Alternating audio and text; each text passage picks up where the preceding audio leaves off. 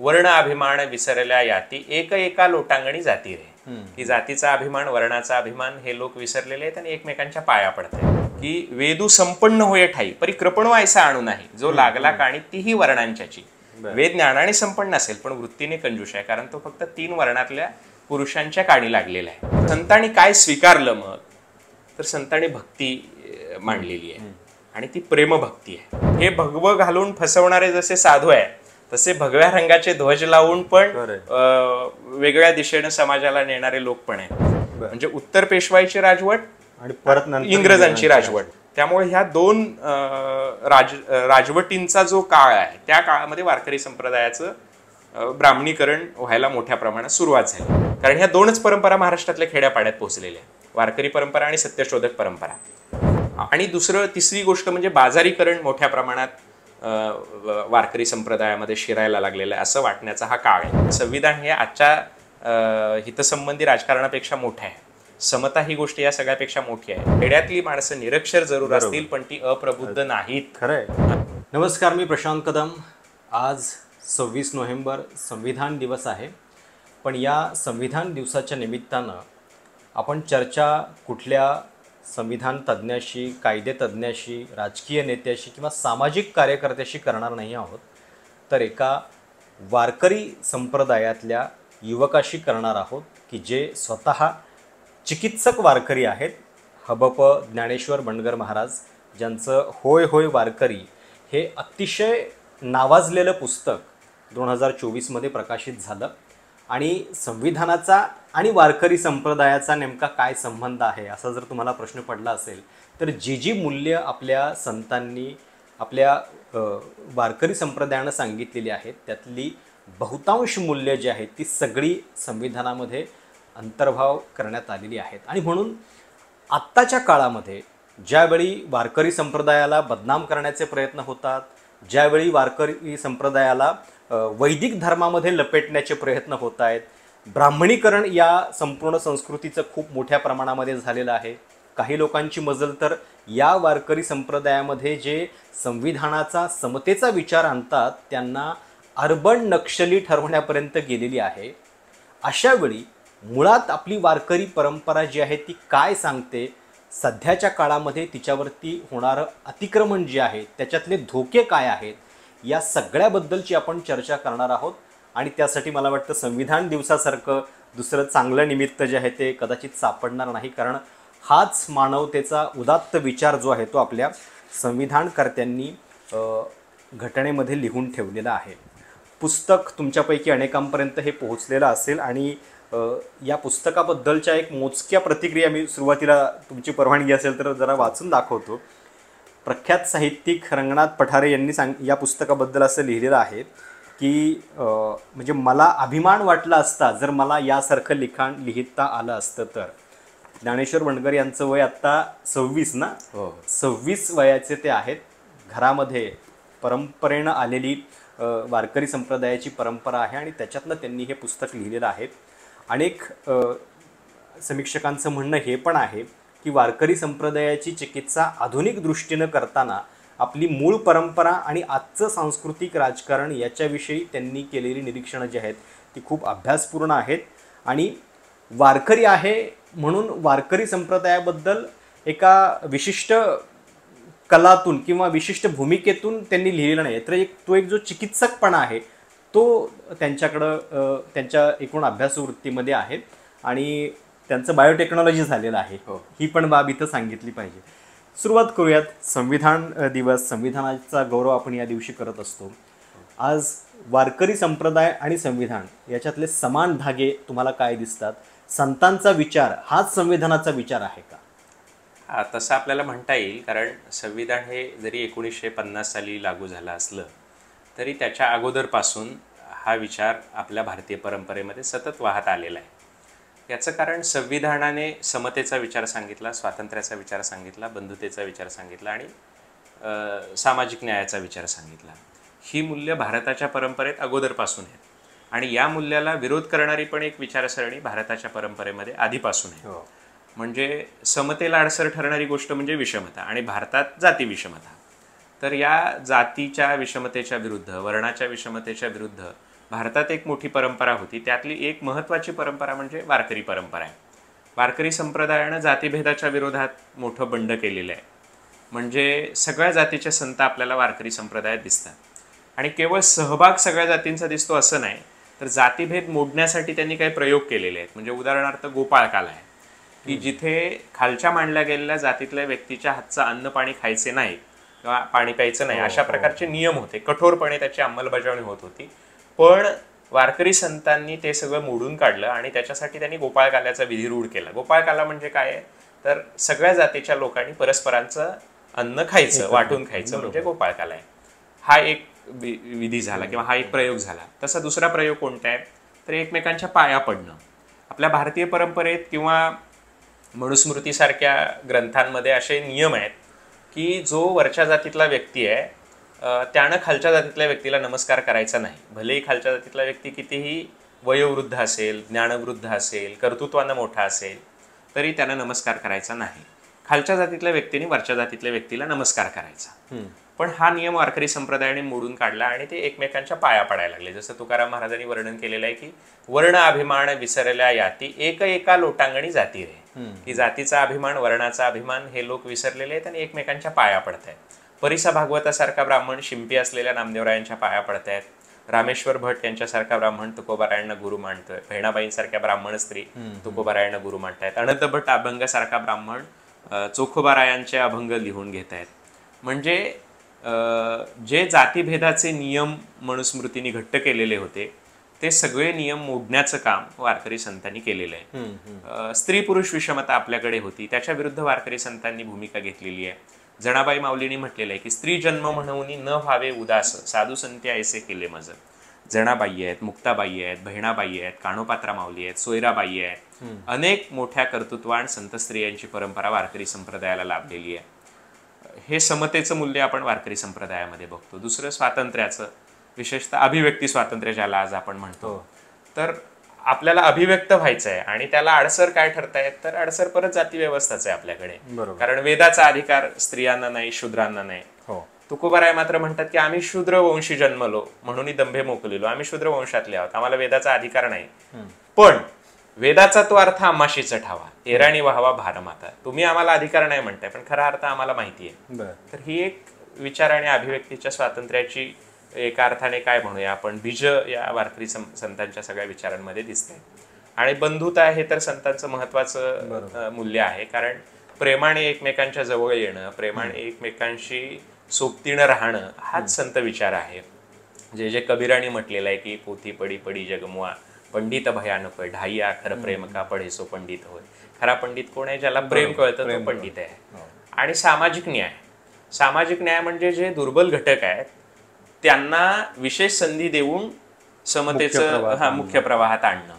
तर असं आपल्याला दिसतं. म्हणजे नामदेवरायांनी चोखोबारायांची समाधी पंढरपूरच्या मंदिराच्या समोर बांधलेली आहे. आता त्या काळात इतर अनेक जातीतले संत आहेत, पण कुणाची समाधी इतक्या जवळ नाही. आणि विठ्ठल मंदिराचा संदेश आहे, म्हणजे उगाच ती निवड नाही. चोखोबारायांचीच निवड त्यांनी का केली, कारण ज्यांना तुम्ही दलित मानून अस्पृश्यतेची वागणूक देताय त्यांना विशेष सन्मान दिला गेला पाहिजे. या भूमिकेतनं नामदेवरायांनी ती चोखोबारायांची समाधी पंढरपूरच्या मंदिराच्या समोर मध्यभागी बांधलेली आहे. आजही दलितांच्या स्मशानभूमी गावागावात आपल्याला वेगळ्या दिसतात. पण 700 वर्षापूर्वी नामदेवराय एका अस्पृश्य मानल्या गेलेल्या जातीतल्या संतांची समाधी विठ्ठल मंदिराच्या समोर बांधतायत. ही क्रांतिकारक घटना आहे. त्याच्यामुळे ही जी काही संविधानातली मूल्य आहेत ती वारकरी संतांच्या विचार व्यवहारामध्ये आपल्याला दिसत आहेत. आणि त्यामुळे संविधान दिन आज जो काय आहे तो करताना आपण संविधानाचा सन्मान करायचा किंवा संविधानाची अंमलबजावणी करायची म्हणजे काय करायचं, तर आपल्या भारतातल्या परंपरेमधलं हे जे काही आहे ते आपण नीटपणे समजून घ्यायला पाहिजे. बरोबर. म्हणजे वारकऱ्यांनी वारकरी परंपरा समजून घ्यावी, लिंगायत आणि लिंगायत परंपरा समजून घ्यावी, महानुभावांनी महानुभाव परंपरा समजून घ्यावी, शीख आणि शीख परंपरा समजून घ्यावी. कारण या सगळ्या परंपरा समतेचाच विचार खरं. पण आत्ता ज्यावेळी आपण बोलतोय म्हणजे एकतर संविधानाचं पण पावित्र्य धोक्यात आलंय अशा पद्धतीची स्थिती आपल्या आजूबाजूला आपल्याला पाहायला मिळते. अनेक कायदे धाब्यावरती बसवले जात आहेत. राजकारण कशा पद्धतीचं होतंय तुम्ही बघताय. सांस्कृतिक जीवनामध्ये पण आपल्या ही सरमिसळ जी आहे ती खूप होत चाललेली आहे. आणि दुसरीकडे वारकरी संप्रदायाचा हा जो विचार आहे त्याला सुद्धा कुठंतरी एक वेगळ्या पद्धतीचं वळण देण्याचा प्रयत्न होते. म्हणजे हल्ली बऱ्याच लोकांना कळत नाही की म्हणजे वैदिक धर्म आणि वारकरी धर्म याच्यातला फरक नेमका किती आहे, आणि फरक म्हणण्यापेक्षा ते किती अपोजिटच आहेत जवळपास, असं काही तुमच्या लिखाणात दिसतं. म्हणजे त्याच्यात दोन गोष्टी मला दिसतात की एक म्हणजे अंमलबजावणीचा जो विषय असतो की संविधानाची अंमलबजावणी महत्वाची आहे असं बाबासाहेब पण म्हणाले होते. संविधान चांगलं आहे पण त्याची अंमलबजावणी जर वाईट किंवा चुकीची कोणाच्या हातात जाते त्याच्यावर अवलंबून आहे. तसं वारकरी संप्रदायाचं संतांचं तत्वज्ञान महत्वाचं आहे. ते समतेच्या बाजूचं आहे, स्वातंत्र्याच्या बाजूचं आहे, बंधुभावाच्या बाजूचं आहे, सामाजिक न्यायाच्या बाजूचं आहे. पण ते जर चुकीच्या माणसांच्या हातामध्ये गेलं तर तेच घडणार आहे जे संविधानाच्या बाबतीत घडलेलं आहे. म्हणजे कुठलाही विचार हा तो विचार पुढे घेऊन जाणारी माणसं कशी आहे त्याच्यावर अवलंबून आहे. आणि वारकरी संप्रदायाच्या बाबतीत असं आहे की जी मूळ परंपरा आहे म्हणजे नामदेवरायांपासून तुकोबारायांपर्यंत किंवा ज्ञानोबारायांपासून निवळबारायांपर्यंतची आपण परंपरा मानतो 400-500 वर्षाची महाराष्ट्रातली, तर ती वारकरी संतांची सगळी परंपरा कोणता विचार सांगते तर तो परंपरागत धर्माच्या विरोधातला विचार सांगते. म्हणजे त्यावेळी जो परंपरागत धर्म होता त्यावेळेच्या विरोधात सांगते. म्हणजे त्यावेळेची परंपरा काय सांगत होती की वेद हे प्रमाण मांडले पाहिजेत आणि वेद महत्वाचे आहेत. पण वारकरी संतांनी काय सांगितलं की वेदू संपन्न होय ठाई परी कृपणो ऐसा आणू नाही जो लागला काणी तीही वर्णांच्याची. वेद ज्ञानाने संपन्न असेल पण वृत्तीने कंजूष आहे कारण तो फक्त 3 वर्णातल्या पुरुषांच्या काणी लागलेला आहे. आणि त्याच्यामुळे काय झालं की तुकाराम महाराजांनी म्हटलेलं आहे तुका म्हणे वेद स्वप्नीचे चैले ते काय येईले जागृतीशी. ती स्वप्नातली गोष्ट आहे कारण ते वेद हे परमेश्वराच्या घोरण्यातनं निर्माण झालेत अशी वैदिक परंपरेची धारणा आहे ना. पण महाराज म्हणतात की ते घोरण्या झोपेतलं त्याचा जागृतीत काय उपयोग आहे. उलट आमची वाणी कशी आहे म्हणजे संतांची आजूबाजूला जे घडते ते आम्ही बघतोय त्याच्यातनं त्या अनुभवात आम्ही लिहितोय. म्हणून काय म्हणतायत तुकाराम महाराज की तुका सहज बोले वाणी तरी वेदांत वाहे त्याचे पाणी. म्हणजे मी सहज जरी बोललो तर वेदांत माझ्या घरी पाणी भरायला येईल असं तुकाराम महाराज म्हणतायत. वैदिक परंपरेतलं वेद प्रामाण्य किंवा वेदाचा जो विषम अधिकार आहे त्याच्या विरुद्ध संतांनी भूमिका घेतलेली आहे. तशीच वैदिक परंपरेतलं सगळ्यात महत्वाचं कर्मकांड म्हणजे यज्ञ आहे. तर त्या यज्ञाच्या विरोधात पण संत बोलतायत योग याग विधी येणे नोहे सिद्धी वायाची उपाधी दंभधर्म. माऊली ज्ञानोबाराय म्हणतात की हे योग याग विधी हे सगळं दंभधर्म आहे. किंवा तुकोबाराय म्हणतात तिळ जाळले तांदूळ काम क्रोध तैसे चिखळ. तुम्ही यज्ञामध्ये तिळ तांदूळ जाळता पण काम क्रोध तसेच आहेत. त्याच्यामुळे ते यज्ञ यागादी सगळी कर्मकांड संतांनी नाकारलेली आहेत. तीर्थयात्रा बाकीच्या नाकारलेल्या आहेत की करिता तीर्थाटने अहंकाराची प्राप्ती हो असं निवळबारायांनी म्हटलेलं आहे की तीर्थाटन केल्यामुळे अहंकार वाढतो.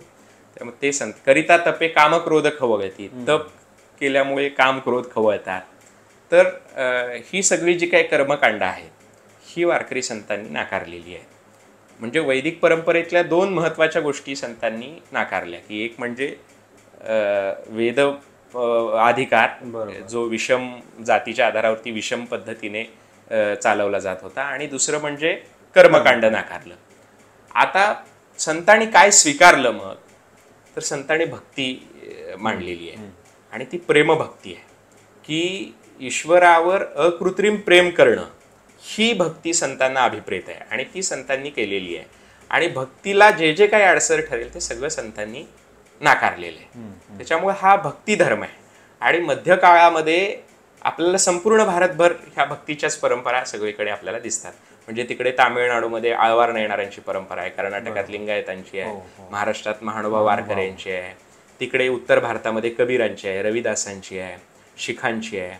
तर हा संपूर्ण मध्यकाळ हा भक्तीचा काळ आहे, प्रेमभक्तीचा काळ आहे. आणि संतांनी हे भक्तीचं तत्वज्ञान सांगितलं आणि मग भक्तीच्या प्रांतामध्ये या सगळ्या गोष्टीला काही थारच नाही आहे. त्याच्यामुळे त्यांनी हे सगळं नाकारलेलं आहे. आणि म्हणून तत्वतः वैदिक परंपरा जी परंपरागत वैदिक परंपरा आहे ती आणि वारकरी परंपरा हे एकमेकांच्या विरुद्ध आहे.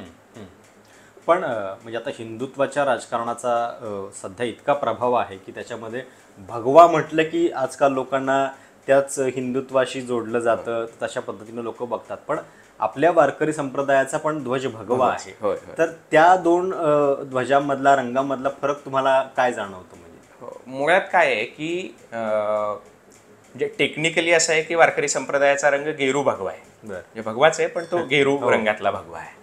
आणि भगव्या रंगाचा वापर करून चुकीच्या गोष्टी करण्याच्या विरुद्ध संतांनी अगोदरपासून भूमिका घेतलेली आहे. म्हणजे तुकाराम महाराज म्हणतात की जर भगवे कपडे घालण्याने कुणी साधू होत असतं तर कुत्र्याला संत म्हणावं लागलं असतं, कारण कुत्र भगव्या रंगाचे. भगवे तरी श्वान सहज वेश त्याचा, ते अनुभवाचा काय पंथ. महाराज म्हणतात हे काही कामाचं नाही. किंवा वरी भगवा झाला नामे, अंतरी वश केला कामे.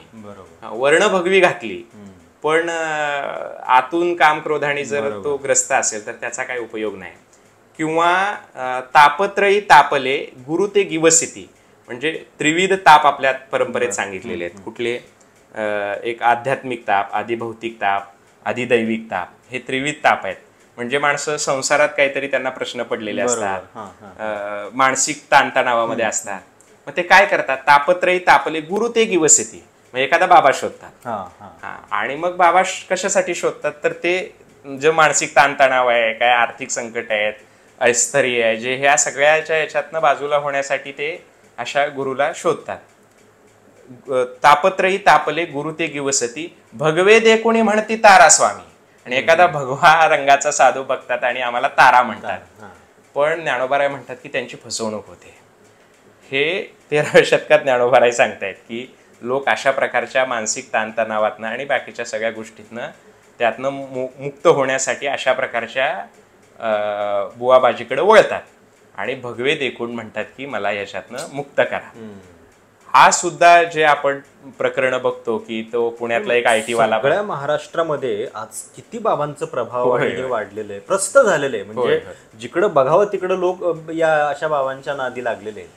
तर हे काय म्हणजे की एकतर इतकी सात्विक परंपरा आपल्याला आपल्या संतांची वारकरी परंपरेच्या माध्यमातून उपलब्ध आहे, त्याच्यातनं ज्ञानप्राप्ती, त्याच्यातनं आपलं सहजीवन इतकं म्हणजे आपण सुकर होत असताना हे करण्याची गरज का वाटते? आणि आत्ताचं हे चित्र बघितल्यानंतर तुम्हाला काय वाटतं?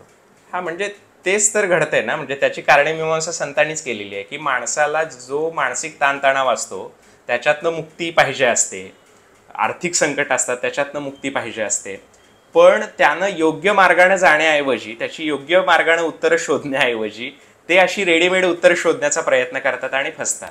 म्हणजे अलीकडच्या 2-3 घटना आपल्याला माहिती आहेत की त्या पुण्यातल्या कुठल्या तरी एक तो मोबाईलवरनं हे शोधत होता त्याची काहीतरी माहिती आणि त्यानं फसवलं. किंवा इथे एक वेदिका पंढरपूर म्हणून काहीतरी मांत्रिक बाई होती आणि तिनं 14 कोटीचं की काहीतरी त्या दाम्पत्याला लुबाडलं, घर लुबाडलं. अशी प्रकरणं अजून घडतायत आपल्या समाजामध्ये, ज्या समाजात 13व्या शतकात माऊलीने हे शहाणपण आपल्याला शिकवलेलं आहे आणि आपण त्याच्यापासून दूर जात ह्या सगळ्या गोष्टी करतोय. तर हे भगवं घालून फसवणारे जसे साधू आहे तसे भगव्या रंगाचे ध्वज लावून पण वेगळ्या दिशेनं समाजाला नेणारे लोक पण आहेत. त्याच्यामुळे नुसत्या रंगाला न भूलता त्याचा अंतरंग बघणं जास्त महत्वाचं आहे. आणि संतांनी जे सांगितलंय की तुम्ही वरचा रंग बघून भूलू नका, बरोबर, तर तुम्ही आतल्या गोष्टी बघा आणि त्या जास्त महत्वाच्या आहेत. वारकरी परंपरेमध्ये संन्यास का नाही? त्याचं हेच कारण आहे की तुम्ही वरकरणी भगवी कपडी घालून त्यागाचं महत्व सांगत राहणार, पण तुम्हाला अंतकरणातनं मात्र ते जर सुटणार नसेल तर तुम्ही कशाला त्या भानगडीत पडता. म्हणून संतांनी जो आपल्याला विवेक आणि शहाणपणाचा मार्ग सांगितलेला आहे तो विवेक आणि शहाणपणाचा मार्ग आपण नीट लक्षात घेतला पाहिजे असं वाटतं. आत्ताची महाराष्ट्रातली जी वारकरी संप्रदायाची परंपरा आणि ती ज्या पद्धतीनं पुढं चाललेली आहे त्याच्यामध्ये तुमच्या पुस्तकामध्ये पण उल्लेख आहे की महाराष्ट्रानं गाडगे महाराजांची जी परंपरा आहे, गणपती महाराजांची जी परंपरा आहे, त्यांना कुठंतरी म्हणजे बाजूला सारण्याचं काम केलं जाते, जाणून बुजून त्यांना विस्मरणात ठेवलं जाते. काय त्याच्या पाठीमागं तुम्हाला षडयंत्र दिसतंय? वारकरी संप्रदायाची परंपरा म्हणजे नामदेवरायांपासून तुकोबारायांपर्यंत किंवा ज्ञानोबारायांपासून निवोबारायांपर्यंत अशी एक संतांची परंपरा होती. त्यानंतर ही परंपरा पुढे प्रवाहित होत राहिली. पण दरम्यानच्या काळात आपल्याकडे पेशव्यांची राजसत्ता होती आणि साधारणपणे उत्तर पेशवाईतला जो 50 वर्षाचा काळ आहे तो जातीभेदाचा एक उच्चांक असलेला काळ होता. त्या काळामध्ये वारकरी परंपरेवर अनेक संकट आलेली आहेत. म्हणजे उदाहरणार्थ याच पुस्तकात मी एक किस्सा दिलेला आहे की एका कीर्तनकारानं श्रीवर्धनला, जे पेशव्यांचं मूळ गाव आहे, तिथे कीर्तनामध्ये सांगितलं की तुम्ही तुकाराम तुकारामाचं भजन करा. वारकरी परंपरेत तुकाराम तुकारामाचं भजन करतात. त्यांनी सांगितलं भजन करा. तर तिथं जे ब्राह्मण लोक होते ते उठले आणि म्हटले की नाही, आम्ही खालच्या जातीतल्या माणसाचं नावाचं भजन करणार नाही. तुकारामांना उद्देशून, तुकाराम महाराजांना उद्देशून. ते म्हटले तुकाराम तुकाराम भजन तर पूर्वीपासून चालत आलेलं आहे. ते म्हटले असं आम्हाला चालणार नाही आणि शेवटी प्रकरण मारामारीपर्यंत गेलं. तर जे कीर्तनकार होते गोसावी नावाचे, त्यांच्या भावांनी त्यांना कानाखाली मारली त्या कीर्तनकाराला आणि सांगितलं की मी माझ्या भावाला आता मारलेलं आहे, हे प्रकरण आपण थांबूया. आणि ह्या सगळ्याच्या विरोधात तक्रार करणारा एक अर्ज जंजिरे सरकारमध्ये दाखल झाला आणि तो कागद राजवाड्यांना मिळाला. राजवाड्यांनी तो भारत इतिहास संशोधक मंडळामध्ये वाचलेलाही आहे. त्याच्यामुळं हे जर तुकाराम महाराजांच्या भजनाला विरोध करणारी माणसं असतील तर मग ह्या परंपरेचं त्या काळात ही टिकवणं पण किती मोठी गोष्ट होती आपल्याला लक्षात येईल. आणि मग हे उत्तर पेशवाईचं झाल्यानंतर परत इंग्रज आले आपल्याकडं. इंग्रज आल्यावर त्यांनी काय केलं तर नवी साधनं आणली, तंत्रज्ञान आणलं, शिक्षण आणलं. आणि ह्या सगळ्यात त्याला कौशल्य होता असा वर्ग कुठला होता तर उच्चवर्णीयांचाच वर्ग होता. आणि स्वाभाविकच त्यांनी मग परत त्या राजवटीचा नव्या तंत्रज्ञानाचा फायदा घेऊन परत वारकरी संप्रदायावर कब्जा मिळवला. म्हणजे उत्तर पेशवाईची राजवट आणि परत इंग्रजांची राजवट. सुरुवातीच्या काळामध्ये इंग्रजांच्या प्रशासनामध्ये उच्चवर्णीयांचंच प्राबल्य होतं. त्यामुळे ह्या दोन राजवटींचा जो काळ आहे त्या काळामध्ये वारकरी संप्रदायाचं ब्राह्मणीकरण व्हायला मोठ्या प्रमाणात सुरुवात झाली. आणि या सगळ्या प्रक्रियेला छेद देण्याचं काम काही प्रमाणात दादा महाराज सातारकरांनी केलं. म्हणजे जे बाबा महाराज सातारकर होते त्यांच्या आजोबा, त्यांनाही खूप विरोध झाला. म्हणजे त्यांच्या विरोधात धर्मपीठाकडे तक्रारी झालेल्या आहेत. शंकराचार्य पीठाकडे द्रविड शास्त्री म्हणून होते, त्यांनी केलेले आहेत की हे नाभिक असून ब्राह्मण लोक यांच्या पाया पडतात वगैरे वगैरे अशा तक्रारी. त्यांच्यानंतर हे काम मोठ्या प्रमाणामध्ये गाडगे बाबांनी केलं. गाडगे बाबांनी जेव्हा ते बाहेर पडले भ्रमंतीसाठी, समाजाचं निरीक्षण करावं म्हणून 12 वर्षाची भ्रमंती त्यांची चालू होती. त्या काळामध्ये त्यांना एक सत्यशोधक भेटले, शास्त्री नारोबाबाजी महाधट नावाचे. ते आळंदी जवळच्या ओतूरचे होते. ते गाडगे बाबांना म्हटले की मी आळंदीचा महाराज आहे, वारकरी आहे, फक्त मी टाळ पकवाजाशिवाय कीर्तन करतो, माझं कीर्तन ऐकायला या. आणि गाडगे बाबा गेले त्यांचं कीर्तन ऐकायला. आता ते कीर्तन म्हणजे काय, वारकरी विचार आणि सत्यशोधक विचार कसा समान आहे हेच त्यांनी पटवून दिला असणार. बरोबर. तर मग ते गाडगे बाबांना आवडलं आणि गाडगे बाबांना मूळ वारकरी विचार तर माहितच होता. एक ते परीट बुवा म्हणून होते, ते फार कर्मकांडी होते. प्रबोधनकारांनी फार सुंदर चरित्र जे गाडगे बाबांचं लिहिलंय त्यात तो प्रसंग आलेला आहे. ते कर्मकांडी होते पण तुकाराम महाराजांची खूप अभंग त्यांचे पाठ असायचे. तर बाबा त्यांच्याकडनं ते अभंग ऐकायचे. आणि त्यांचं शिक्षण झालेलं नव्हतं बाबांचं, त्यामुळं मग ते पाठ करायचे असायचे पण ते लिहिलेलं वाचता येत नव्हतं ना. मग त्या परीट बुवांनाच ते म्हणायचे अजून एकदा म्हणा, अजून एकदा म्हणा. असं 3-4 वेळा त्यांच्याकडनं म्हणून घेतल्यानंतर बाबांना ते पाठवायचं. आणि मग बाबा त्यांना प्रश्न विचारायचे की तुम्ही सगळे कर्मकांडी, आणि त्यांचा ज्योतिष बाजीवर फार विश्वास होता. बाबा त्यांना म्हणायचे अहो तुम्ही जे तुकाराम महाराजांचे अभंग आम्हाला म्हणून दाखवता त्यात ह्यात सगळ्याला विरोध केलेला आहे आणि तुम्हीच हे कसं काय हे सगळं मानता. तर असं त्यांचं सगळं चालायचं. मग त्यातनं त्यांना तुकाराम महाराजांची सगळी विचारसरणी समजली, वारकरी संप्रदायाची विचारसरणी समजली. आणि पुढच्या काळात मी आधीचा जो किस्सा सांगितला सत्यशोधकांचा, ती सत्यशोधक विचारसरणी समजली. आणि या 2 विचारसरणींचा मेळ घालून, कारण ह्या 2च परंपरा महाराष्ट्रातल्या खेड्यापाड्यात पोहोचलेल्या, वारकरी परंपरा आणि सत्यशोधक परंपरा, अशी महाराष्ट्रातली प्रमुख कोणती जात दाखवता येणार नाही की ज्याच्यामध्ये वारकरी संप्रदायिक नाही किंवा सत्यशोधक नाही. सत्यशोधक आणि वारकरी ह्या 2 परंपरा सगळ्या जातीत आहेत, पूर्ण महाराष्ट्रात आहेत. म्हणजे विदर्भात दिसतील, मराठवाड्यात दिसतील, पश्चिम महाराष्ट्रात सगळीकडे, मुंबईत, पुण्यात सगळीकडे. त्याच्यानंतर स्त्रियांमध्ये पण ही परंपरा, मुस्लिमांमध्ये पण सत्यशोधक पण काही मुस्लिम होते आणि वारकऱ्यांमध्ये पण मुस्लिमांचे खूप मोठं यश आहे. कारण अनेक राजकीय चळवळी आत्ताच्या काळामध्ये पण आपण बघतो की स्त्रियांना सहभागी करून घेण्यात कमी पडतात. होय होय. अशा वेळी स्त्रियांपर्यंत हे पोहोचणं, दोन्ही परंपरा पोहोचली, सत्यशोधकांची वारकऱ्यांची. ह्या 2 परंपरांचा समन्वय जर कुणी साधला असेल तर तो गाडगे बाबांनी. आणि त्यांनी एक मोठी वारकरी संप्रदायामध्ये एक मोठा प्रवाह निर्माण केला. त्यांचे हजारो कीर्तनकार होते, कैकाडी बाबांसारखे त्यांच्या प्रसिद्ध अनुयायी होते आणि खूप हजारो कीर्तनकारांची अशी त्यांची परंपरा त्यांनी निर्माण केली. त्याच्यानंतर पंढरपुरामध्ये त्यांनी दलितांसाठी चोखामेळा धर्मशाळा बांधली, आळंदीमध्ये धर्मशाळा बांधल्या, दलित वारकऱ्यांची राहण्याची सोय व्हावी, जेवणा खाण्याची सोय व्हावी. त्यांना वारकरी संप्रदायात सहभागी करून घेऊन कीर्तनकार वगैरे म्हणून घडवलं गाडगे बाबांनी. असा एक मोठा प्रवाह वारकरी संप्रदायात त्यांनी निर्माण केला. तसंच मंगळूर दस्तगीरचे जे गणपती महाराज आहेत त्यांनी आजादचा प्रयोग केला होता की तुम्ही जात सोडून द्या. ते कागदपत्रांवर पण जातीच्या कॉलममध्ये आजाद लिहायचे. तर तेही जातीभेदाच्या विरोधात होते. त्यांनी अन्नकाला सुरू केलेला होता आंतरजातीय सहभोजनावरच्या जातीय निर्बंधाच्या विरोधामध्ये. आणि ते एक मोठे सत्पुरुष होते. गणपती महाराजांचं कार्य एवढं महत्वाचं होतं की त्यावेळेच्या सनातनी लोकांनी त्यांना होळीत टाकून जिवंत जागायचा प्रयत्न केलेला होता. तर त्यावेळेला काही इंग्रजांचे कॅप्टन होते त्यांच्यासोबत ते असल्यामुळे त्यातनं ते बचावले. आळंदीमध्ये त्यांच्या कीर्तनात हल्ला करण्याचा प्रयत्न केलेला होता. दिनमित्रकार जे मुकुंदराव पाटील आहेत त्यांच्या याच्यामध्ये ते आलेला आहे सगळा प्रसंग. तर ही जी दोन माणसं आहेत, गाडगेबाबा आणि गणपती महाराज, यांनी मोठ्या प्रमाणात वारकरी संप्रदायाला मूळ वळणावर नेण्याचा प्रयत्न केलेला होता. पण काय झालं की पांडुरंग डिंगरे नावाचे एक पंढरपूरचे आमदार होते. ते असं म्हणायचे की हे कुसाबाहेरचे महाराज आहेत. ते म्हणायचे म्हणजे त्यावेळची लोक म्हणत होती म्हणून ते लिहितात.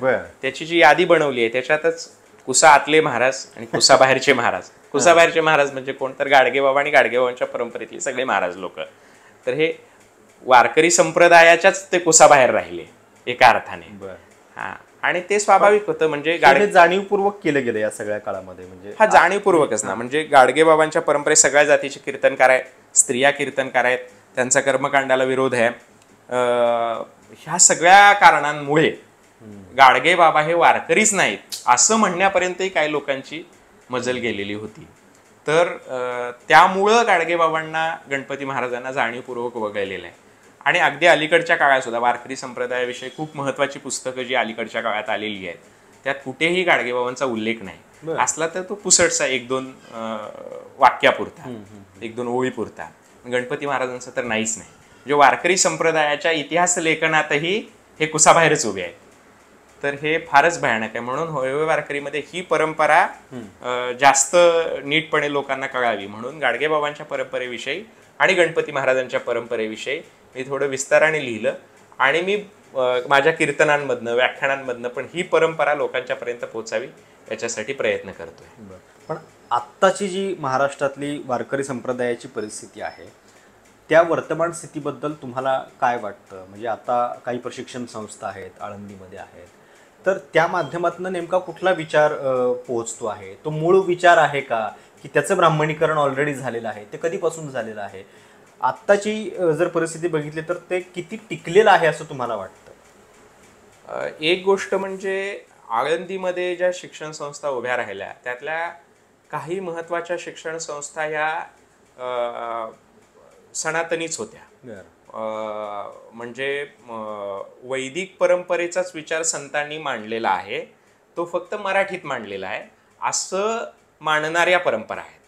आणि मग त्यांनी काय केलं तर मला थोडक्यात इथं असं जाणवलं की ज्या गोष्टीचा आपल्याला पराभव करता येत नाही ती म्हणजे मूळ आपलीच आहे असं म्हणण्याची जी एक वृत्ती असते ती तिकडे आपल्याला दिसते.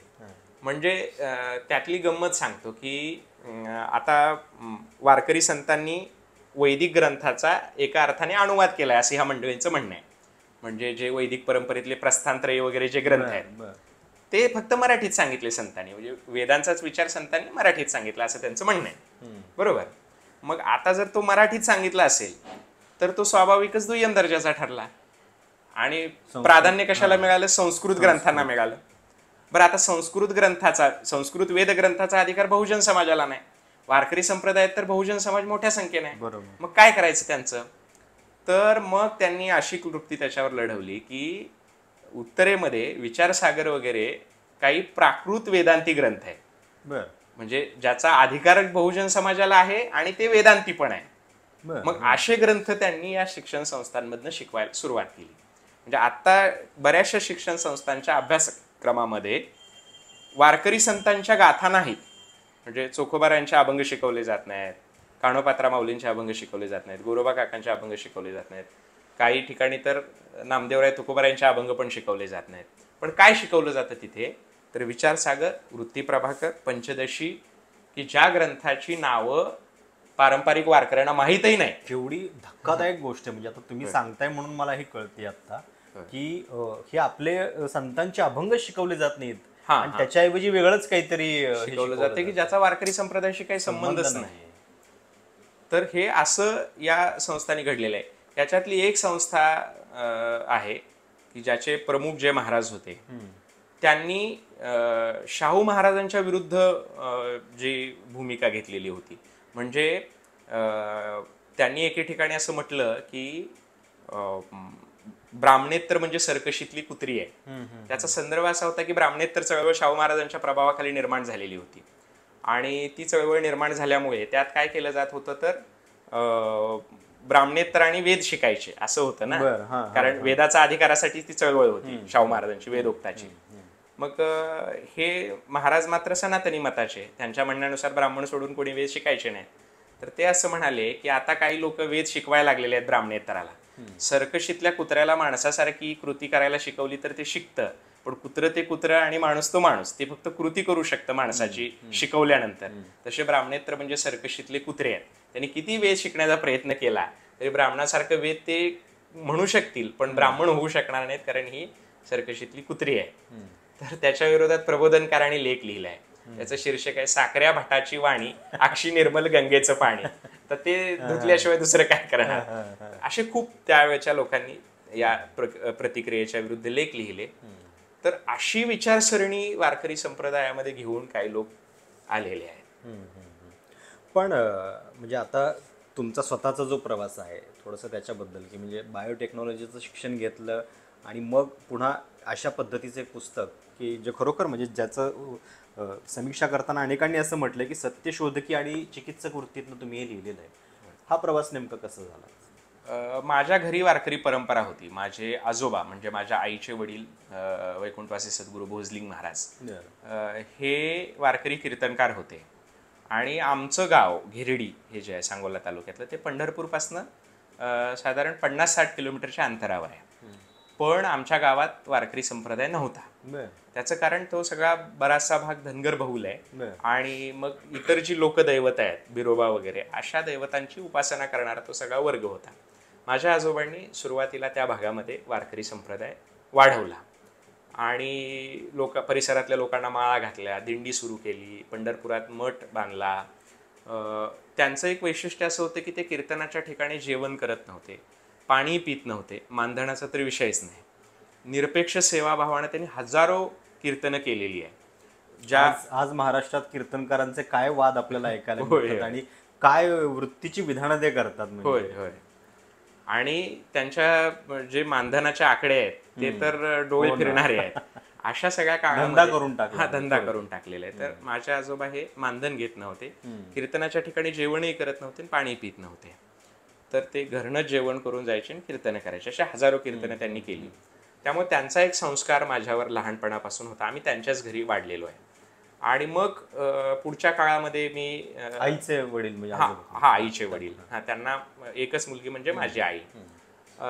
तर मग मी शिक्षण घेतलं. मला 10वीला 94% होते. मी त्या हायस्कूलला पहिला होतो. त्याच्यानंतर मग मी बायोटेक्नॉलॉजी केलं. 11वी-12वी करून नंतर बायोटेक्नॉलॉजी केलं. आणि दरम्यानच्या काळामध्ये वारकरी परंपरेकडं सामाजिक अंगाने बघितलं पाहिजे असं म्हणून काही पुस्तकं वाचली. आणि ती पुस्तकं वाचल्यानंतर माझ्या असं लक्षात आलं की वारकरी संतांचं आध्यात्मिक कार्य तर मोठं आहेच निसंशयपणे, पण त्याचबरोबर त्यांचं सामाजिक कार्य सुद्धा फार महत्त्वाचं आहे. आणि मग त्या अनुषंगाने बरीच माहिती मिळवत होतो. ती जिज्ञासेपोटी, कुतूहलापोटी आणि संप्रदायाच्या आस्थेपोटी होती. म्हणजे आपला संप्रदाय आपण नीटपणे समजून घेतला पाहिजे. आणि मग त्यातल्या अनेक अशा नव्या नव्या गोष्टी कळत गेल्या. आणि मग मला असं वाटलं की आपण वारकरी संप्रदायात असूनही आपल्याला या ज्या काही गोष्टी माहीत नाहीत त्या लोकांपर्यंत नीटपणे आपण पोचवल्या पाहिजेत. आणि मग त्या कीर्तनातनं आपण मांडतो, व्याख्यानातनं मांडतो, पण त्याला एक मर्यादा आहे.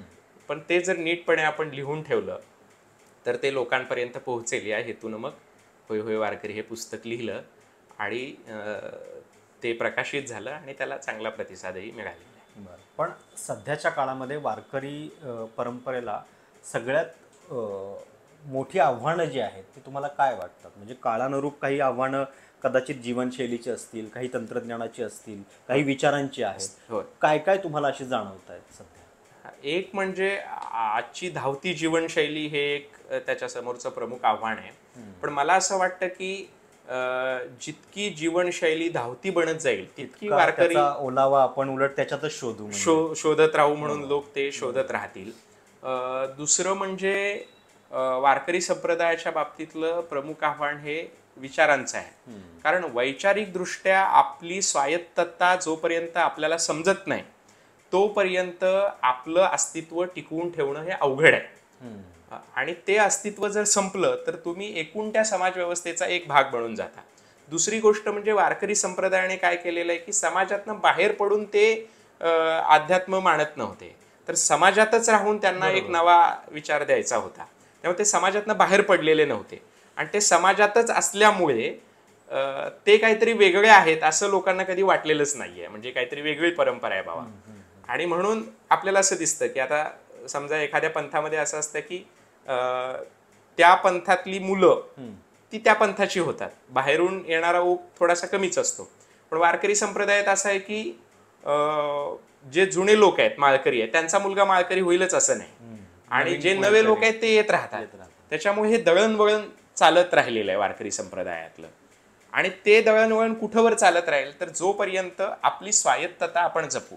ही स्वायत्तता अस्मितेची नकोच आहे, ती वास्तवाचीच असायला पाहिजे. बरोबर. पण आपली जर स्वायत्तता आपण संपवली की आपला एक वेगळा वारकरी विचार आहे, एक वेगळा आचार धर्म आहे, हेच जर आपण संपवलं तर मग आपण आपला वेगळा विचार आणि आपली वेगळी परंपरा नीटपणे पुढे घेऊन जाऊ शकणार नाही. हे त्यातलं एक प्रमुख आव्हान आहे. बरोबर. तर आणि तिसरी गोष्ट म्हणजे बाजारीकरण मोठ्या प्रमाणात वारकरी संप्रदायामध्ये शिरायला लागलेलं आहे असं वाटण्याचा हा काळ आहे. कारण वारकरी संप्रदाय कीर्तनकारांचे मानधनाचे आकडे असतील किंवा काय म्हणूया त्याला आपण दिंडी काढायची झाली तरी त्याचं एक वेगळं मार्केटिंग डोक्यात घेऊन जर हे लोक करत असतील तर हे सगळं जास्त धोकादायक आहे. त्याच्यामुळे बाजारीकरण सोडून ज्या निष्ठेने अगोदरच्या सगळ्या वारकरी महात्म्यांनी हा संप्रदाय टिकवलेला आहे तर ती निष्ठा येणं जास्त महत्वाचं आहे. एक महत्त्वाचा आणि प्रेक्षकांच्या उत्सुकतेचा विषय माझ्याकडनं राहून गेला. हे गेल्या काही काळामध्ये धारकरी हे एक नव्यानं आम्हाला ऐकायला मिळायला लागले. मग धारकरी घुसतायत दिंडीमध्ये, तिथं त्यांच्या वेगळ्या पद्धतीने काही मागण्या पण होतात. वारकरी आणि धारकरी काय नेमका याच्यातला फरक आहे, त्याच्याबद्दल तुम्हाला काय म्हणायचं? धारकरी हा शब्द कधी आला काय फारसा आपल्याला माहित नाही. याच पुस्तकाच्या प्रस्तावनेमध्ये रणधीर शिंदे सरांनी म्हटलेलं आहे की पांगारकरांच्या याच्यात पहिल्यांदा तो आपल्याला दिसतो धारकरी शब्द. रामदास स्वामींची एक वेगळीच परंपरा होती. तर धारकरी हा शब्द कधी आला हे पण काय आपल्याला माहित नाही. पण वारकरी हा शब्द पूर्वीपासून आहे आणि तो वारकरी म्हणजे कोण आहे तर शरीरातल्या वासना विकारांवर वार करणारा तो वारकरी तर आहेच आहे. वारी करणारा या अर्थाने तो वारकरी आहेच आहे. आणि अन्यायाच्या विरुद्ध प्रतिकार करणं हा पण वारकरी संप्रदायाचा पिंडच आहे. अनेक काय म्हणूया शिवाजी महाराजांच्या सैन्यातले सैनिक यांची पार्श्वभूमी वारकरी परंपरेतलीच होती. बरोबर. पण आता जे धारकरी लोक आहेत त्यांचं असं म्हणणं आहे की वारकरी म्हणजे अध्यात्म आणि धारकरी म्हणजे आम्ही शस्त्र आणि हे करून लढणारे असे कोणतरी धर्माची लढाई लढणारे. तर असं काही नाहीये. त्याचं कारण असं की वारकरी हा दोन्ही गोष्टी करणार आहे. पण वारकरी संप्रदायामध्ये तुम्ही जर वेगळी एक आयडेंटिटी घेऊन येणार असाल तर ते वारकरी संप्रदायासाठी धोकादायक आहे. आणि म्हणूनच जेव्हा असे धारकरी ही आयडेंटिटी कायम ठेवून वेगळ्या गणवेशात, वेगळ्या पोशाखात, वेगळ्या गोष्टी सोबत घेऊन जर आत येणार असतील तर आम्ही येऊ देणार नाही अशी भूमिका ही वारकरी संप्रदायातल्या दिग्गज मंडळींनी घेतलेली होती. आणि ती योग्य पण आहे असं आपल्याला साधारणपणे दिसते. ओके. आत्ता महाराष्ट्राच्या विधानसभेमध्ये पण काही दिवसांपूर्वी जे लोक संविधानाचा समतेचा विचार वारीमध्ये मांडतात त्यांना शहरी नक्षलवादी ठरवण्यापर्यंत मजल गेलेली होती. एक म्हणजे संविधान आणि समता या दोन गोष्टी बदनाम करण्यासाठी हे सगळं केलं गेलेलं आहे. त्या आमदारबाईंना पण काय हे फार माहीत होतं अशातला भाग नाही. त्यांना कोणीतरी सांगितलं असणार आणि त्यामुळे त्या असं बोललेल्या आहेत. त्याच्यामुळे त्यात काही तथ्य नाहीये. संविधान, समता आणि वारी या तीन गोष्टी याच्यामुळे बदनाम होत आहेत याचं भान त्यांनी ठेवलं पाहिजे. आपल्या आजच्या राजकारणासाठी ते असं होऊ देऊ नये, कारण ही परंपरा राजकारणापेक्षा मोठी आहे. याचं संविधान हे आजच्या हितसंबंधी राजकारणापेक्षा मोठं आहे, समता ही गोष्ट या सगळ्यापेक्षा मोठी आहे, तर ते भान ठेवून आपण त्याच्याबद्दल व्यक्त व्हायला पाहिजे. कारण एवढ्या मोठ्या गोष्टीबद्दल आपण व्यक्त होतोय आणि समाजामध्ये जर चुकीचा संदेश त्याच्यामुळे जातोय, तर ते भान ठेवून त्यांनी व्यक्त व्हायला पाहिजे होतं, असं मला वाटतंय. आणि दुसरी गोष्ट काय आहे की वारकरी संप्रदाय हा धर्म नाही आहे का? म्हणजे अनेक वेळा कीर्तनकार कीर्तनामध्ये असं म्हणतात की आम्ही शेवटची 10 मिनिटं धर्मासाठी देतोय, शेवटची 5 मिनिटं धर्मासाठी देतोय. मग अख्खं कीर्तनच धर्माचं आहे ना. म्हणजे ज्ञानेश्वर माऊलीने जे म्हटलेलं आहे, ज्ञानेश्वरी लिहिली आणि ज्ञानेश्वरीच्या शेवटी ते काय म्हटले, किंबहुना तुमचे केले धर्म कीर्तन सिद्धी नेले, हे तर माझे उरले पायीकपण. हे धर्मकीर्तनच आहे ज्ञानेश्वरीमध्ये. तर अख्खं कीर्तनच धर्मकीर्तन आहे ना. तुम्ही वेगळी त्याच्या धर्मासाठी काय करण्याची गरज आहे? म्हणजे एक जाता जाता प्रबोधनकारांचा किस्सा सांगतो. प्रबोधनकारांनी माझी जीवनगाथा नावाचं जे त्यांचं आत्मचरित्र लिहिलंय, त्याच्यात हा किस्सा आलाय. ते जमशेटजी सकलातवालांच्या घरी गेलेले होते आणि सकलातवाला हे मोठे अभ्यासक होते. त्यांच्या घरची अशी कपाटाच्या कपाट पुस्तकांनी भरलेली असायची आणि प्रबोधनकार आणि ते दोघ जण चर्चा करत असायचे. आणि तिथं फरकॉर नावाचे एक जागतिक ख्रिस्ती पंडित आलेले होते आणि या दोघांची चर्चा चाललेली होती, प्रबोधनकारांची आणि सकलातवालांची. आणि दोघांच्या चर्चेचा असा मुद्दा होता की आपल्या भारतात जो काही मागासलेपणा आलेला आहे तो या अशिक्षित लोकांमुळे आलेला आहे, अडाणी लोकांमुळे आलेला आहे. ते फरकॉर नावाचे जे जागतिक ख्रिस्ती पंडित होते ते म्हटले, थांबा, तुमचा हा मुद्दा मांडायला मी तयार नाही. याचं कारण खेड्यातली माणसं निरक्षर जरूर असतील पण ती अज्ञानी नाहीत, त्यांच्या शहाणपण आहे. कारण मी जेव्हा ख्रिस्ती धर्म प्रसाराच्या निमित्ताने खेड्यापाड्यात फिरत होतो तेव्हा त्यांच्या शहाणपणाचा प्रत्यय मला आला. हे लोक वारकरी आहेत. एका खेड्यात मी गेलो होतो आणि नांगर हाकणारा एक शेतकरी होता, त्याला मी माझं तत्वज्ञान पटवून द्यायला लागलो. तेव्हा त्यानं ज्ञानोबारायांचे, तुकोबारायांचे, जणाबाई माऊलींचे, चोखोबारायांचे अशा अभंग फडाफड माझ्या तोंडावर फेकून मारले आणि मला निरुत्तर केलं. त्यामुळे खेड्यातली माणसं निरक्षर जरूर असतील पण ती अप्रबुद्ध नाहीत. आणि खेड्यापाड्यातली भजनी मंडळ म्हणजे भागवत धर्माचे किल्ले आहेत असं त्यांनी म्हटलेलं आहे. म्हणजे ही परंपरा टिकली तर धर्म आपोआपच टिकणार आहे ना. त्याच्यासाठी वेगळी गोष्ट करायची काय गरज आहे? पण यांना धर्म टिकवायचं म्हणजे बेसिकली राजकारण टिकवायचं. आणि त्याच्यासाठी म्हणून हे वेगळं असं काहीतरी करतायत. वारकरी परंपरा जर टिकली मूळ विचारांसह तर खरा धर्म टिकणारच आहे. बरोबर.